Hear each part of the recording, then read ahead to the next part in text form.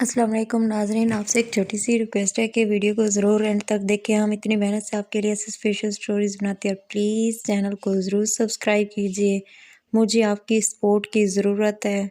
शुक्रिया। वीडियो अच्छी लगे तो वीडियो को लाइक कर दें। मुझे पाइप से मारा मेरे अब्बू ने, ये भी तो हो सकता था। मेरे लेट आने की वजह कोई हादसा या मेरा एक्सीडेंट हो गया हो, मुझे अगवा कर लिया गया हो, और या मैं मर गई हूँ या कुछ भी। यही क्यों कि मैं भाग गई किसी के साथ या मुंह काला कर लिया। मुझे सभी तो जानते थे, फिर क्यों मुझे मेरी माँ से कंप्रोमाइज़ किया जा रहा था।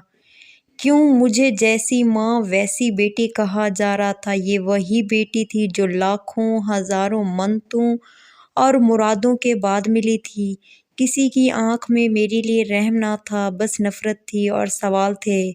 मैं भी कुछ नहीं बोल रही थी। नक्स फूट निकली थी, जख्म जख्म थे, मगर रूह ज्यादा जख्मी थी। मेरे दादाजी घर आए तो सबको सांप सूंघ गया।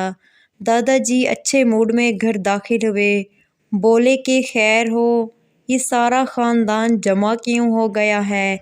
मेरी सुतेली माँ ने कहा, ये आपकी बद्दुआ का असर है। चलो ठीक है ना, आपकी ना हमारी, मर जाए फिर। मेरी दादी तड़प गई और बोली, मार अपनी कलोपठारन को, यानी मेरी बहन को। मेरी बच्ची जिंदा रहे, भले जहाँ रहे खुश रहे। मेरी दादी वापस चली गई, मेरा यहाँ रहना करार भी ले गई। अम्मा की खुशबू मुझे अपने कपड़ों से आ रही थी। मैं पागलों की तरह अपने कपड़े सूंघती, अपने हाथों को सूंघती। यकीन कीजिए, ये बात मैंने कभी किसी से भी शेयर नहीं की थी। मेरे चचों को पता चला तो कहते, उमर यूं तो जन्नत नहीं देंगे हमें, जन्नत को अगवा कर लेंगे। बच्ची हमारी है। मेरी अम्मी को भी मेरी बड़ी चच्ची ने पैगाम भिजवा दिया, जो मेरी अज़ली दुश्मन थी, कि अब्दुल जब्बार कह रहा है कि जन्नत को अगवा कर लेंगे। मेरी सुतेली अम्मी ने आओ देखा ना तो देखा, मुझे मेरी सुतेली नानी के घर भिजवा दिया। यहाँ नानी के घर ना कोई मुझे बुलाता, ना मैं किसी को बुलाती। मेरे सुतेले 7 मामू, 4 शादीशुदा थे। नाना नानी, खालें, बच्चे भरा पूरा कुंबा था।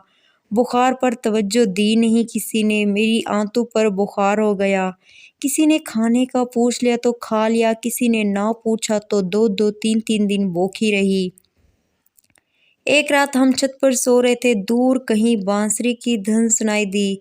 जहाँ मेरी सुतेली का नानी का घर था, इसके करीब ही रेलवे लाइन गुजरती है।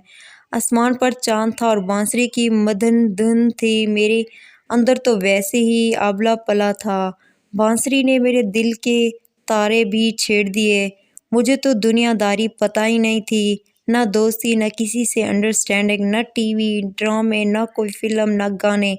पहली बार ऐसी धुन सुनी तो खुद को रोक ना पाई। छतों के साथ छतें मिली हुई थी। घरों की छतें फैलांगती तीसरी छत तक चली गई। डर खौफ भी नहीं था किसी का भी, चलती चली गई। मुझे छत से बस इसी बांसुरी वाले की पीठ दिखाई दे रही थी।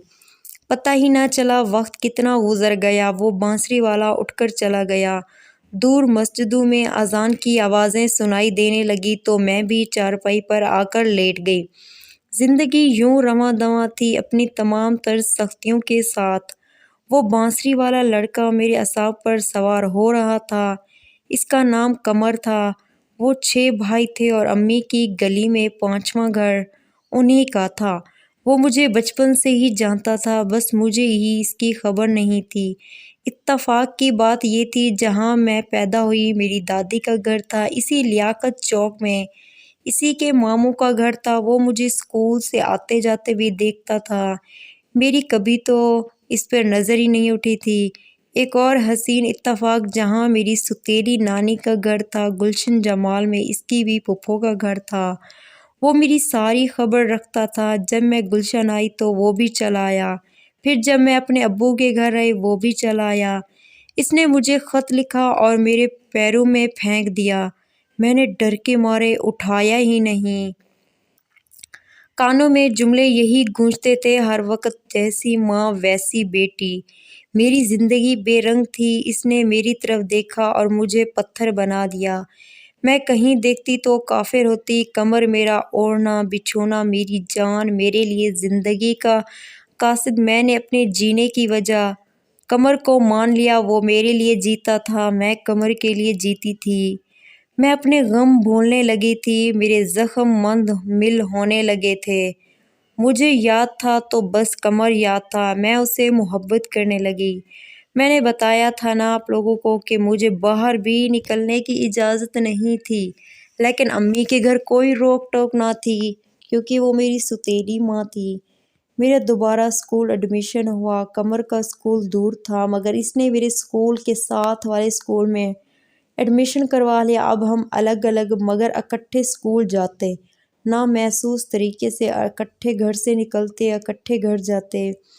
وہ چھت پر ہوتا تو جنت بھی چھت پر ہوتی، ہر نماز میں میں قمر کو مانگتی، ہر فقیر کو اپنی ساری پاکٹ منی دے دیتی، ہر اذان کے بعد دعا میں قمر کو مانگتی، لمبے سجدے کرتی، سکول کے درختوں پر اور اپنا اس کا نام لکھتی۔ یہی تھی میری معصوم سی محبت، نہ کبھی قمر کو چھونے کی خواہش کی، نہ کبھی ملنے کی، صرف خط لکھتی، لمبے لمبے خط جو 10 صفحوں پر مشتمل بھی ہوتا تھا، پوری پوری رات اس کا نام لکھتی جیسے باقاعدہ ہوم ورک کیا جاتا ہے، ایسے ایک ڈائری لے لی تھی جس پر بیٹھی اس کا نام لکھتی رہتی تھی۔ میں کھانا پینا ویسے ہی چھوڑ چکی تھی، اب محبت کا جادو سر چڑھ کر بول رہا تھا۔ ناشتے میں 1 کپ چائے پیتی، دوپہر کا کھانا کھانے لگتی، امی فوراً کہتی، جنت یہ سالن تو تمہیں پسند نہیں، اور میں یہ کہہ کر بنا کھائے اٹھ جاتی کہ ہاں آپ ٹھیک کہہ رہی ہیں، یہ سالن تو میں کھاتی نہیں۔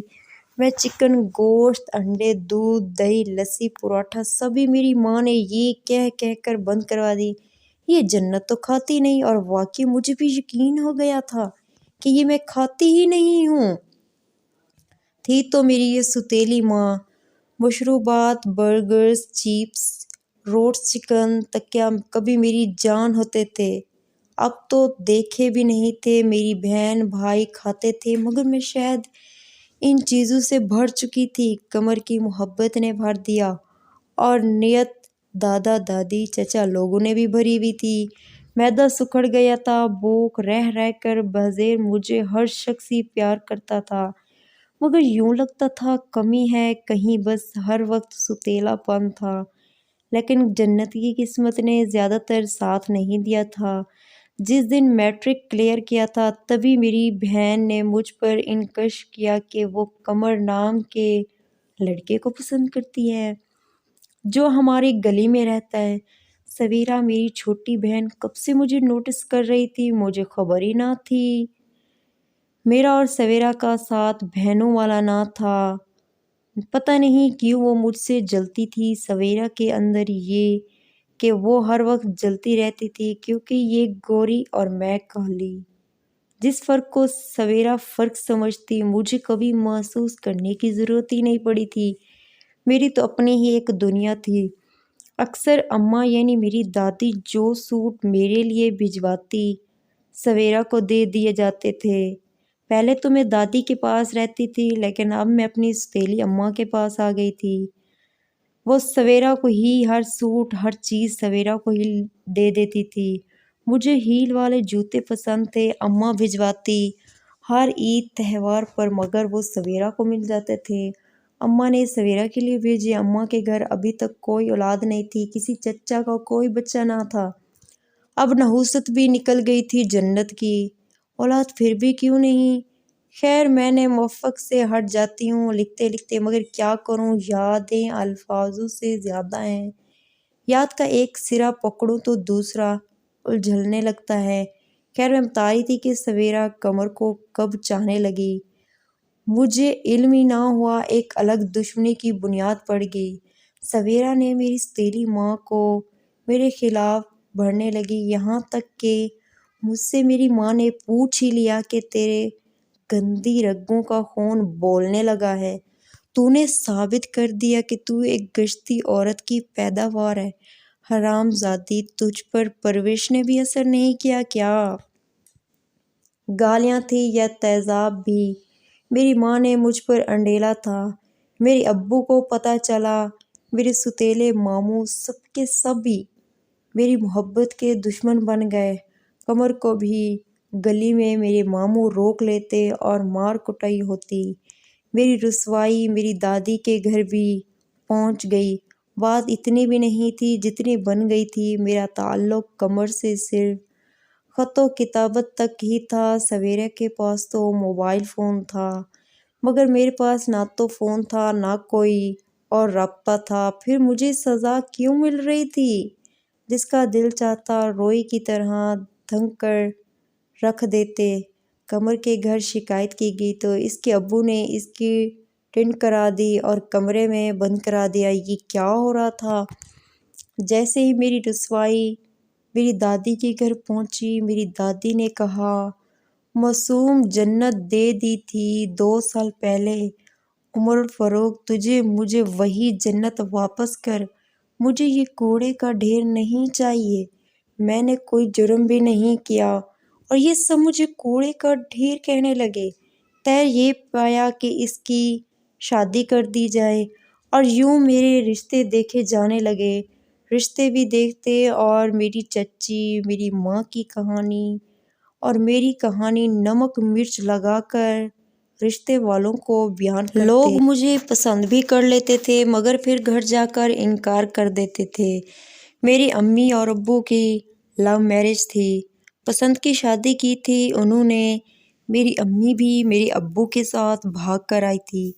ایک صبح آئی، اے ڈرامے باز لڑکی، لڑکے والے تمہیں دیکھنے آ رہے ہیں۔ میری ستیلی ماں نے کہا، خبردار کوئی ڈرامہ کیا تو مجھ سے برا کوئی نہ ہوگا۔ ماں نے سخت غصے میں کھولتے ہوئے کہا۔ جنت نے بے بس زخمی نگاہوں سے ماں کی طرف دیکھا اور بولی، کچھ بھی نہیں۔ ماں بولی، گھور کیا رہی ہے؟ تیرے اپنے کرتوت نے تجھے یہ دن دکھائے ہیں۔ جیسی تیری ماں تھی ویسی تو نکلی، کمبخت۔ تیری ماں بھی بھاگ کے آئی تھی تیرے باپ کے ساتھ، اب تو بھی وہی تارے توڑے گی۔ جنت لاچاری سے پاؤں کے ناخن سے مٹی کرید رہی تھی، کھلے آسمان کے نیچے تنہا بیٹھی خاموش بن کر رہی تھی۔ ہے میں کب تک تیرا کیا بھگتوں گی، کب تک؟ مجھے تیرے کیے کی سزا مل گئی۔ ماں، گھر سے تو بھاگی تھی، پہلے میرے باپ کے ساتھ، پھر کسی اشانے کے ساتھ۔ میرا کیا قصور تھا اس میں؟ مجھے اس بھری دنیا میں اکیلی چھوڑ گئی۔ ماں، کیا کسی کی ماں اتنی ذلیل حرکت بھی کر سکتی ہے؟ باپ نے جھٹ پٹ دوسری شادی کر لی۔ میں ہنستی تو چچی کہتے، لوگ کہتے ہیں کہ اس کی ماں بھی ایسے ہی ہنستی تھی، یہ بھی وہی گل کھلائے گی۔ شیشہ دیکھا تو دادی نے پیٹ دیا، جیسی ماں ویسی بیٹی۔ کالج نہیں بھیجا کہ بھاگ نہ جاؤں کسی کے ساتھ۔ میرا کیا قصور تھا ماں؟ گناہ تو نے کیا، سزا مجھے کب تک ملے گی؟ میں کب تک تیرا کیا بھگتوں گی؟ اچانک ابو کی آواز آئی، جنت بیٹا، لڑکا بہت اچھا ہے، پیارا ہے، محبت سب بکواس ہے، خاوند سارے ہی بہت پیار کرتے ہیں، بہت پیسے والے لوگ ہیں، عیش کرے گی۔ وہ دل تھام کے رہ گئی، دل سسک کے اس کا نام لیا، وہ دھڑکنیں بے ترتیب ہو گئی، بولی، ابو اگر میں کہوں کہ میں قمر کے بنا جی نہیں پاؤں گی، ابو کیا آپ مان جائیں گے؟ دل کے ہاتھوں مجبور ہو کر ایک بار پھر وہ کہہ اٹھی۔ ابو بولے، میں تیرے ٹکڑے کر کے دبا دوں گا۔ پھر اگر اس کا نام بھی لیا۔ جنت نے آخری ہچکی بھری تھی، شاید ابا کے الفاظ تابوت میں آخری کیل ثابت ہوئے تھے۔ ایک لمبی خاموشی کے بعد آسمان کی نہ جانے کیا دیکھا اس نے، بولی، ٹھیک ہے ابا، وہ نہیں تو کوئی بھی صحیح۔ یوں اس نے راضی مندی دے دی۔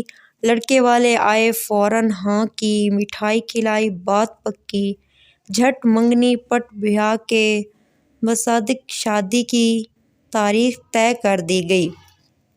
وہ اپنی لاش اپنے ہی کندھوں پر لادے گھسیٹتے ہوئے اپنے کمرے میں آئی۔ سویرا کے موبائل پر بیل ہوئی۔ سویرا نے کہا، قمر کی کال ہے، بات کر لے۔ میں نے موبائل پکڑ لیا، خوشی سے مخمار آواز سنائی دی، اوہ میری جنت، میں صبح کو آ رہا ہوں۔ मेरी छुट्टियां हो गई हैं मेरी जान, जन्नत जैसे बलक गई, कमर मर गई तुम्हारी जन्नत। फर्जों की भिंड चढ़ गई चिल्लाती है और दर्द की शिद्दत से इसका गला फटने को है।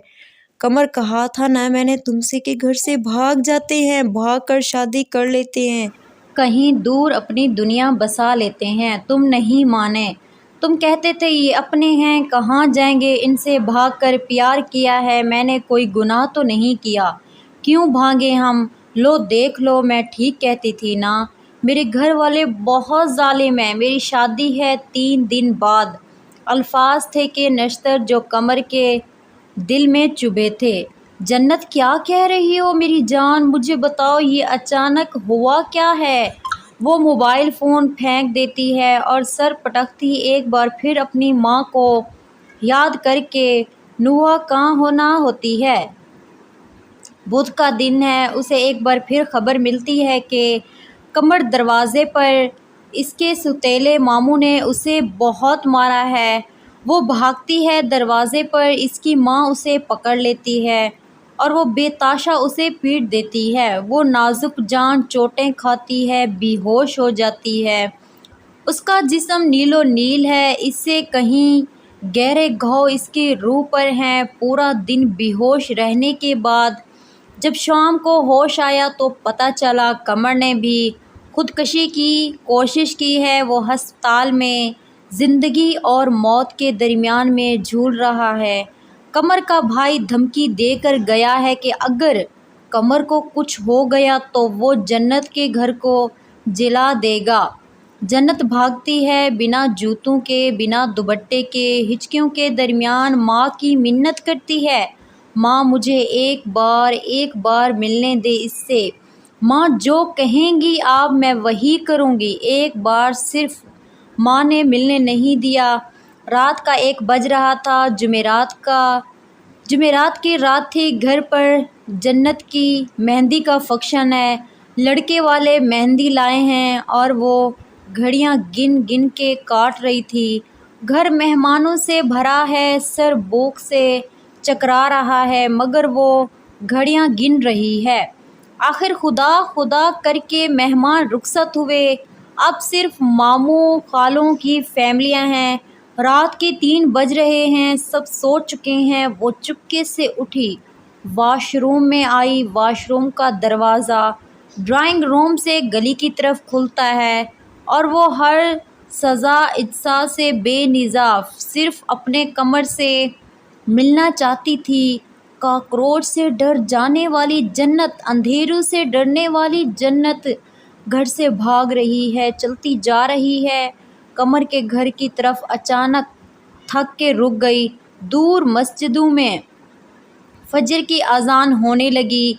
एक थेड़े पर बैठ गई थक हार के। कानों में कहीं एक आवाज़ गूंजी, जैसी माँ वैसी बेटी।